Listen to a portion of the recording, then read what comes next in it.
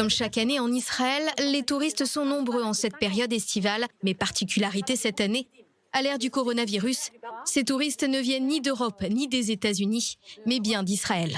Équipés de masques de protection, ces Israéliens francophones viennent découvrir ou redécouvrir ce village de Rosh Pina, situé en Haute-Galilée, au nord du pays. Un pays que connaît particulièrement cette guide diplômée de l'université de Haïfa et du ministère du Tourisme. Passionnée d'art et de culture, Myriam Kadouche a vu son activité s'effondrer. Alors c'est vrai que ça a été un choc assez important du fait, surtout quand on travaille énormément avec le tourisme extérieur.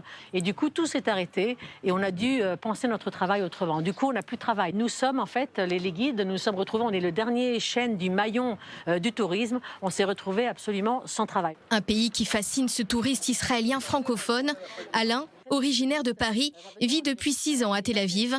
Il profite de ce vide touristique et du déconfinement pour faire de nouvelles découvertes. J'adore faire des tuolim et j'adore faire des tuolim avec Myriam parce que c'est une connaissance extraordinaire. Donc maintenant, on essaye de se libérer, de voyager, de bouger après ce confinement. Découvrir Israël entre Israéliens, un été particulier donc cette année. Mais l'idée plaît bien à Laurence, habitante de Tel Aviv. Pourquoi pas, bien évidemment, faire des tioul comme celui-là, c'est magnifique, découvrir des régions. On a l'impression d'être dans les villages autour de l'Île-de-France, des artistes impressionnistes, c'est super joli. Je pense que mon été va être bien occupé avec un programme effectivement de tioul différents. Je vais vraiment me renseigner pour cela. Malgré cette situation difficile pour la profession, Myriam reste optimiste. Elle compte bien faire apprécier davantage la Terre Sainte aux Israéliens, qu'ils soient francophones ou anglophones.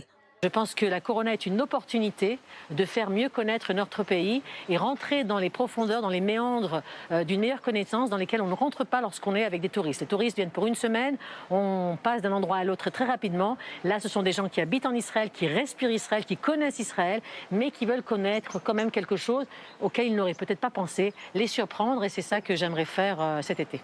L'an dernier, l'État hébreu a accueilli plus de 4,5 millions de touristes, ce qui représente 23 milliards de shekels, soit 6 milliards d'euros de rentrée pour l'économie du pays. Son nouveau ministre, Asaf Samir, vient de lancer une campagne publicitaire avec pour slogan « Il est temps de partir en vacances en Israël ».